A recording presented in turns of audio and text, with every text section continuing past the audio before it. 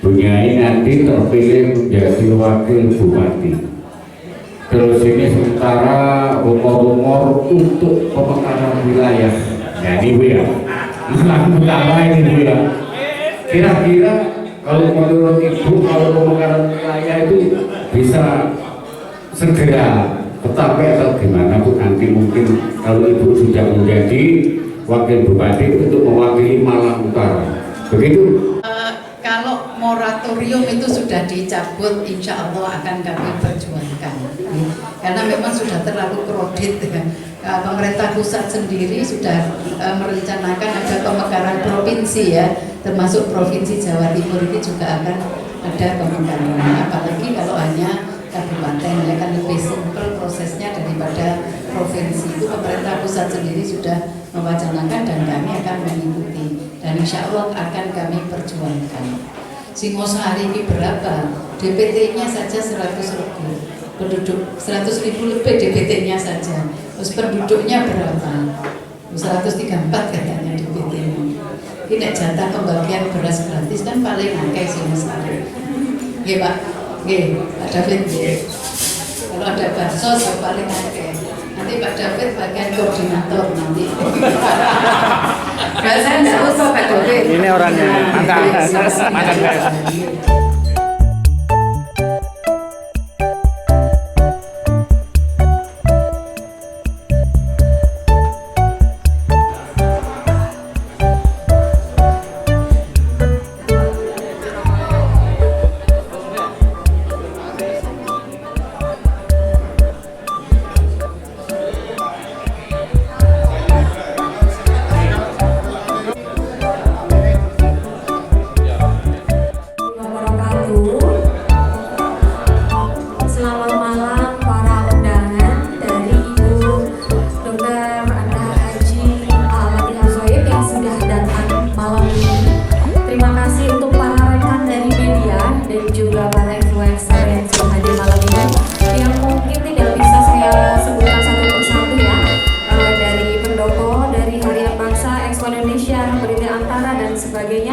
Terima kasih atas kehadirannya malam ini. Untuk mempersingkat waktu, mungkin saya perkenalkan dengan saya Amel selaku untuk moderator malam hari ini, yaitu untuk acara gathering bersama dengan Ibu Yani. Untuk acara pada malam hari ini, untuk yang pertama mungkin pembukaan yang sudah kita lewati bersama. Selanjutnya acara tanya jawab bersama Ibu, dan nanti selanjutnya diteruskan dengan acara ramah tamah, begitu Ibu ya. Baik, untuk acara selanjutnya mungkin sambil santai, sambil menikmati hidangan yang sudah disediakan, mungkin bisa kita mulai untuk acara sesi tanya jawab dari rekan-rekan media dan juga rekan influencer. Untuk sebelum itu kita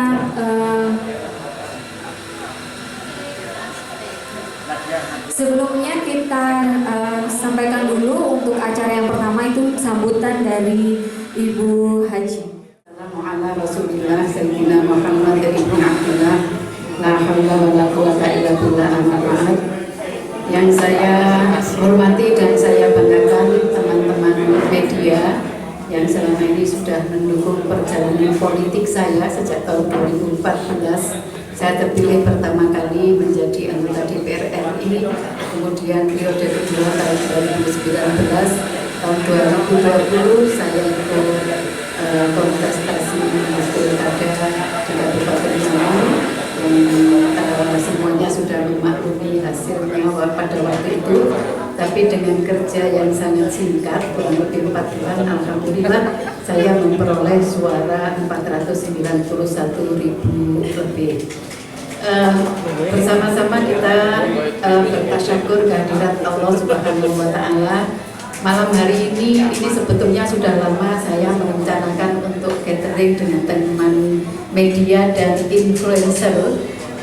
Tapi karena kami masih ada banyak kegiatan, tiba-tiba dipanggil ke Jakarta, kemudian sudah kita rencanakan kemarin malam Jumat ya, kemudian Rabu pagi saya harus ke DPD Golkar menemui Pak Doli bersama-sama dengan beberapa paslon dari Jawa Timur dan banyak dari luar Jawa juga dipanggil oleh DPP Golkar. Kemudian kemarin siang kami diundang oleh DPP PKB, meskipun saya kader DPP PKB, kami paslon diundang.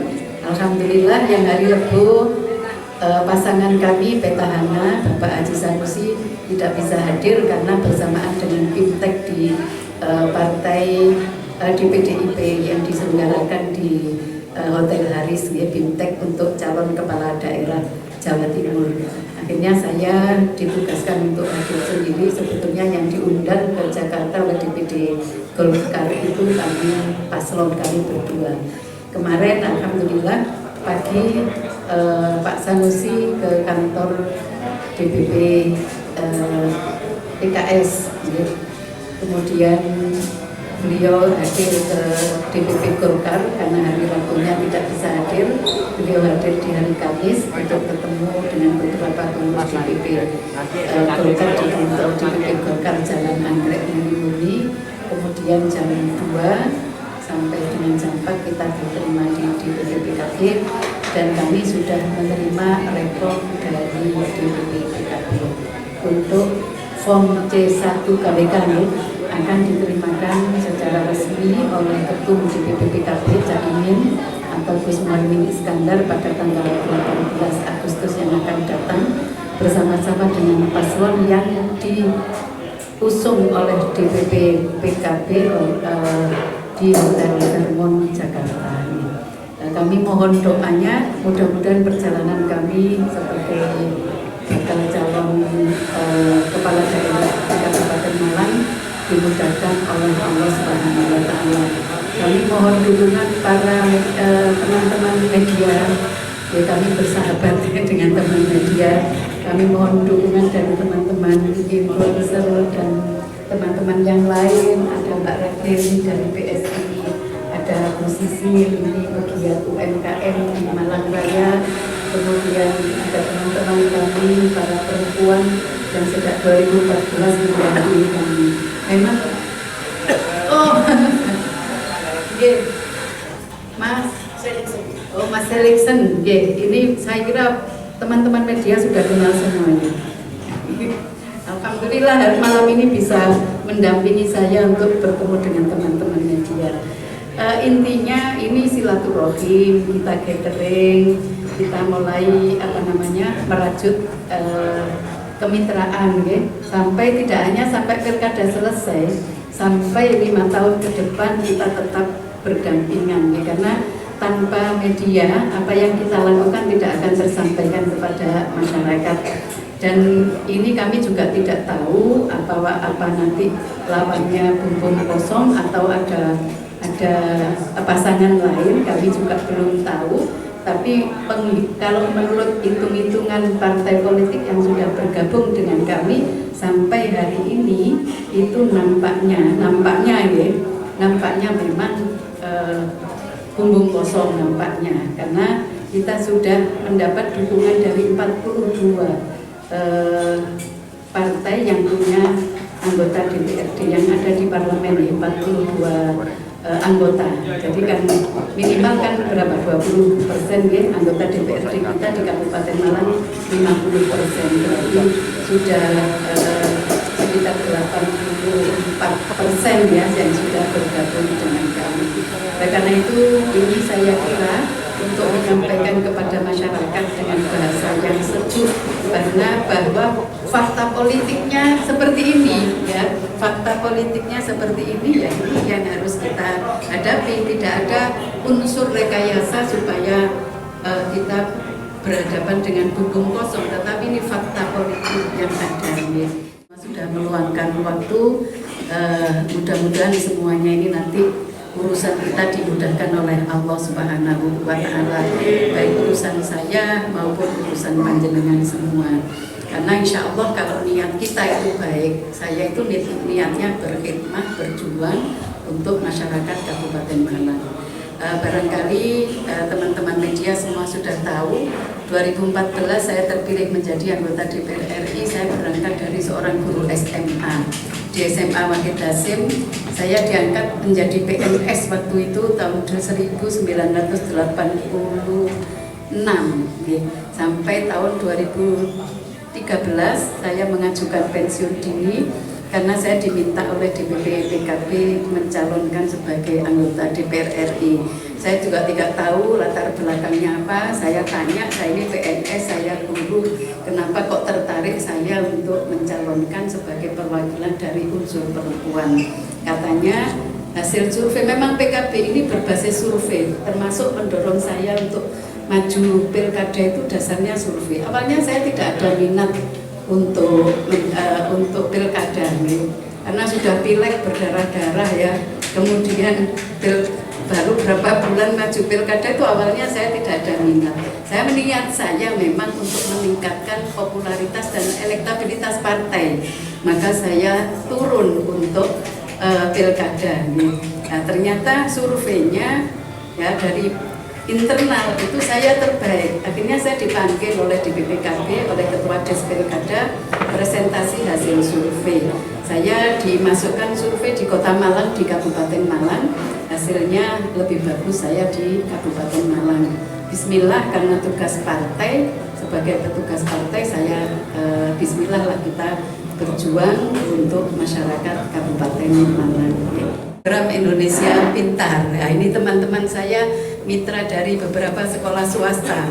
Memang saya fokus membantu sekolah-sekolah swasta.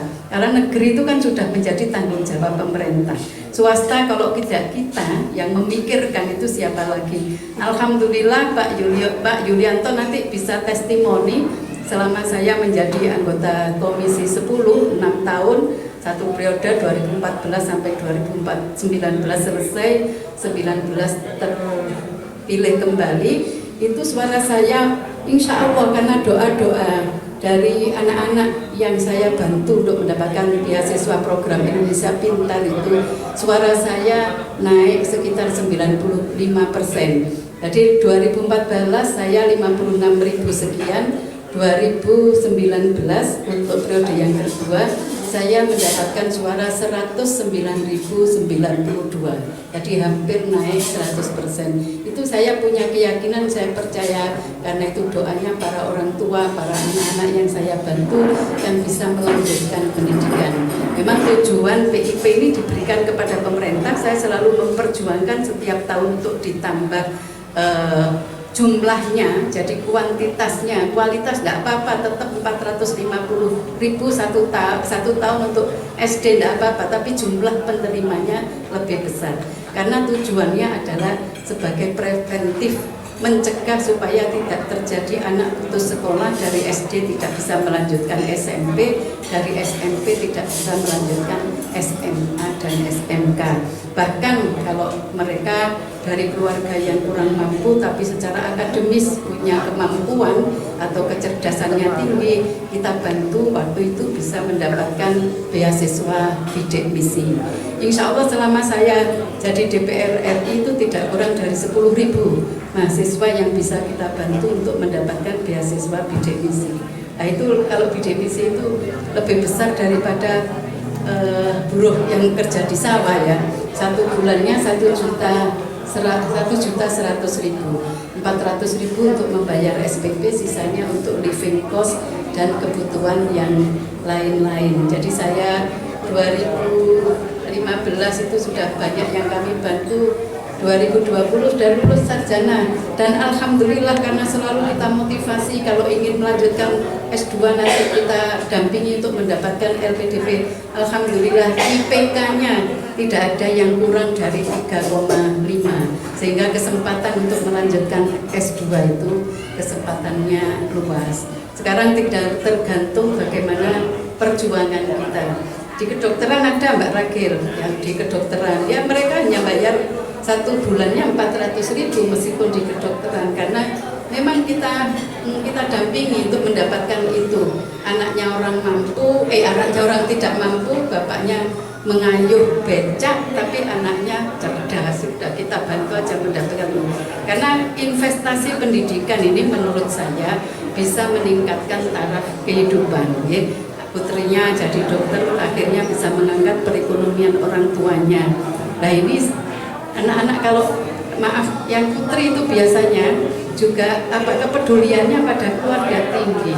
Mereka dapat beasiswa itu 700 untuk living cost, itu masih bisa membantu membayar SPP adik-adiknya, ngirim ke rumahnya untuk membayar SPP.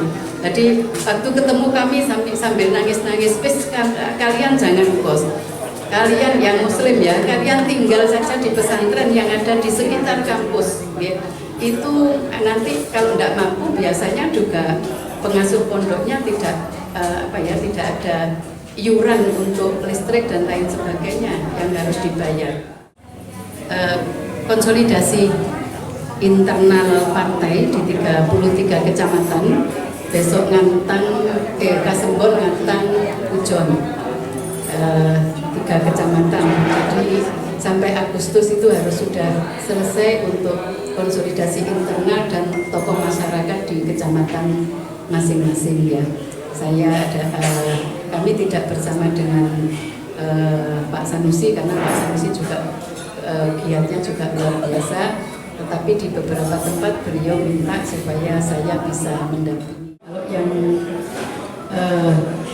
pengusung itu kan yang punya kursi di parlemen, yang belum punya kursi di parlemen, partai pendukung nanti juga akan kita undang bersama-sama untuk deklarasi sebelum pendaftaran resmi ke KPU. Bu dan Pak Sanusi dan Bu Latifah dengan singkatan salam kan berpotensi kuat untuk jadi calon tunggal, dan ketika calon tunggal akan berpotensi juga akan melawan kubu kosong dari kota kosong. Bagaimana tanggapan Ibu ketika ada statement bahwa ketika kondisi seperti itu berarti demokrasi di Kabupaten Malang ini lemah? Bagaimana Bu Latifah selaku politisi senior PKB menanggapi pernyataan seperti itu? Terima kasih Bu. Amin, Rakyat Indonesia. Saya simpel Bu. Pasangannya memang Sanusi Latifah di sini sama. Kenapa Ibu tidak di N1-nya mungkin? Ini mungkin diperjelas ini. Bukan kemauan kami, tapi nampaknya realita di lapangan seperti itu, Mas. Jadi detik-detik akhir awalnya memang ketum DPP PKB minta saya maju bupati. Kemudian Pak Ketua Des Pilkada menyampaikan pokoknya dasarnya ketum pesan kepada kami dasar penetapannya bupati atau wakil bupati itu berdasarkan hasil survei. Survei sudah diadakan 2 kali, namun posisi petahana memang masih tertinggi, sehingga kita realistis kita mengambil posisi di N2. Karena untuk calon-calon wakil bupati itu saya yang tertinggi, sehingga kalau dipasangkan petahana dengan saya itu hasilnya akan lebih dari 68%. Itu kami belum kerja, yang sudah keliling kan petahana karena masih menjabat. Kami belum kerja. Insya Allah nanti kalau mulai besok saya sudah start di lapangan, itu akan menambah tingkat keterpilihan dari yang hasil survei kemarin dirilis itu insya Allah ya di atas 70%-an lah. Oleh karena itu kami berharap kepada teman-teman media juga memberikan edukasi kepada masyarakat bahwa lawan bumbung kosong itu sebetulnya bukan hasil rekayasa, tetapi realitas politik yang kita hadapi saat ini. Bunyai nanti terpilih menjadi wakil bupati. Terus ini sementara rumor-rumor untuk pemekaran wilayah. Nah ini ya, utama ini ya. Kira-kira kalau menurut Ibu, kalau pemekaran wilayah itu bisa segera tercapai atau gimana Bu? Nanti mungkin kalau Ibu sudah menjadi wakil bupati untuk mewakili Malang Utara, begitu? Kalau moratorium itu sudah dicabut, insya Allah akan kami perjuangkan. Karena memang sudah terlalu kredit. Pemerintah pusat sendiri sudah merencanakan ada pemekaran provinsi. provinsi ya, termasuk Provinsi Jawa Timur ini juga akan ada pemekaran. Apalagi kalau hanya kabupaten ya kan lebih simpel prosesnya daripada provinsi. Itu pemerintah pusat sendiri sudah mewacanakan dan kami akan mengikuti dan insya Allah akan kami perjuangkan. Singosari ini berapa? DPT-nya saja 100 lebih, penduduk 100.000 lebih DPT-nya saja. Terus penduduknya berapa? 134 katanya DPT-nya. Ini jatah pembagian beras gratis kan paling akeh Singosari. Nggih Pak, nggih Pak David nggih. Kalau ada bansos yang paling akeh. Nanti Pak David bagian koordinator nanti. Saya tidak usah Pak David. Ini orangnya, mantan sudah dicabut, insya Allah akan kami perjuangkan ya. Nanti realisasinya kapan itu kan tetap kita harus memperjuangkan. Yang kedua tentang fasilitas. Kita akan melihat juga kembali lagi kan ke anggaran ya. Kalau anggaran memang memungkinkan untuk pemenuhan fasilitas yang diinginkan oleh teman-teman dari Malang Utara, tetap akan kita perjuangkan. Intinya pemerataan pembangunan ya itu harus merata se Kabupaten Malang, tidak hanya Malang Selatan, Malang Timur, Malang Barat atau Malang Utara, tetapi harus merata dinikmati baik itu fasilitas kesejahteraan maupun fasilitas-fasilitas yang lain. Kalau saya ya investasi paling berharga, yang paling mahal menurut saya adalah investasi pendidikan, karena sumber daya manusia ini harus benar-benar disiapkan dengan baik untuk menghadapi Indonesia Emas tahun 2045. Dulu waktu saya masih awal-awal kuliah di IKIP Malang itu banyak mahasiswa dari luar negeri kuliah di IKIP, kuliah di Brawijaya. Tetapi kemudian sekarang kan terbalik. Mahasiswa Indonesia S2, S3 banyak yang mengambil ke Malaysia. Mereka meskipun ada dari Malaysia, dari negara-negara tetangga yang belajar ke Indonesia, ada pertukaran pelajar, ada pertukaran mahasiswa. Tetapi banyak malah ada beberapa dosen itu yang melanjutkan S2-nya ke Malaysia, S3 ke Malaysia dengan mendapatkan beasiswa. Nah, ini kan berarti di sana lompatan untuk pembangunan SDM-nya lebih tinggi daripada yang ada di Indonesia, mungkin dari anggaran dan fasilitas-fasilitas yang lain. Kalau sumber daya manusianya bagus, insya Allah pembangunan ini akan cepat bisa terrealisasikan. Ini yang aset pariwisata ini kan tidak bisa habis, beda dengan minyak, beda dengan batu bara. Kalau diambil terus kan lama-lama habis, tapi potensi pariwisata itu kan tidak habis. Saya pernah ke Yunani itu mengunjungi Pantai Tiga Warna. Itu luasan dan keindahannya itu kalah jauh dengan yang kita miliki di Malang Selatan. Cuma kekurangannya kita menjual, ya, memasarkannya itu yang kita kekurangan. Nah, ini mungkin nanti melalui anak-anak influencer teman-teman Mas ya, untuk menjual destinasi wisata yang kita miliki, kemudian Gen Z itu bisa menambah devisa negara, karena devisa negara itu sektor pariwisata pada waktu menterinya Pak Arief Yahya kita sudah di peringkat kedua, malah menggeser migas ya. Jadi ini harapan kita, devisa negara dari sektor pariwisata itu insya Allah akan semakin berkembang, terutama Kabupaten Malang yang masih menurut saya meskipun sekarang sudah bagus dikembangkan, tapi masih banyak sisi-sisi yang perlu kita maksimalkan dengan baik dan perlu kita jual nanti di Kementerian Pariwisata, mungkin melalui teman-teman Komisi 10 kita minta waktu untuk hearing dengan teman-teman Komisi 10 untuk menjual destinasi wisata yang ada di Kabupaten Malang. Ada kesempatan-kesempatan seperti itu ya, mungkin nanti teman-teman media, teman-teman influencer nanti kami ajak untuk mendampingi kami untuk presentasi ke Komisi 10 supaya nanti bisa masuk agenda nasional dan kita bisa mendapatkan anggaran dari APBN untuk pengembangan destinasi wisata yang ada di Kabupaten Malang. Tadi juga komunikasi saya dengan anak-anak Gen Z ya, karena kan ada kesenjangan ya kalau dengan saya, maka mas-mas influencer ini sebagai jembatan untuk mengkomunikasikan apa yang menjadi kebutuhan mereka, karena nanti pemimpin ya, nanti pada saatnya itu kan akan menggantikan kami sekarang ya, pemimpin Kabupaten Malang, bahkan pemimpin Jawa Timur, pemimpin Indonesia yang akan datang. Itu harus kita siapkan dengan baik apa yang menjadi cita-cita kemerdekaan supaya tidak putus ya. Hadirin sekalian Allah SWT, kita Umi sudah deklarasi, kita semua mengamini. Semua tidak bisa tepuk dengan tangan satu alias tepuk dengan tangan dua. Umi yang punya program kita yang mendukung, Umi yang punya program yang mendukung. Saya itu kita kawal, kita mengawal, kita mengiringkan sampai beliau nanti betul-betul bisa menerima mandat, melaksanakan mandat khususnya dari wilayah utara Malang yang dari Singhasari. Makanya bagi Umi dari Singhasari, saya juga Pondok Gentong dan Les Bumi mengucapkan terima kasih. Umi di Salaf Singhasari, Salaf Sanusi Latifah, Sanusi Latifah, Sanusi Latifah. Salaf berarti diselek, Umi berarti selek di wilayah Malang, khususnya sekarang sudah kulon wonten Gapura Agung Singosari. Muga-muga kabul doa dari Mekah ini kabul.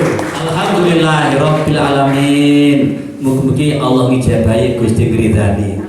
Umi yang ada di Malang Raya termasuk sing badhe ngomong kula manungsa tetep Umi di bidang pendidikan khususnya pondok pesantren diperhatikan.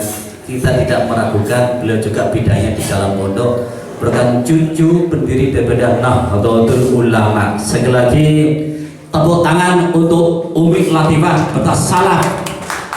Alhamdulillahirabbil alamin. Mengindai kita semua keluarga besar Malang khususnya Singosari pada usianya. Tepuk tangan untuk Singosari. Alhamdulillahirabbil alamin.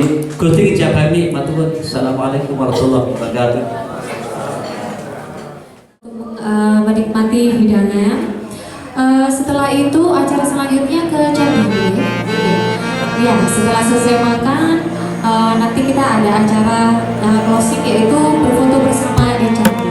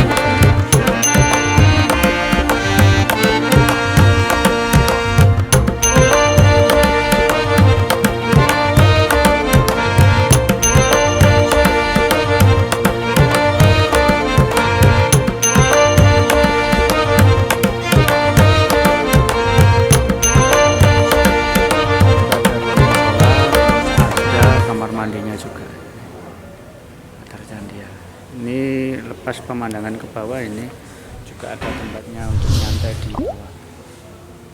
Ini lantai 2-nya ini guys. Nah, bagus kan?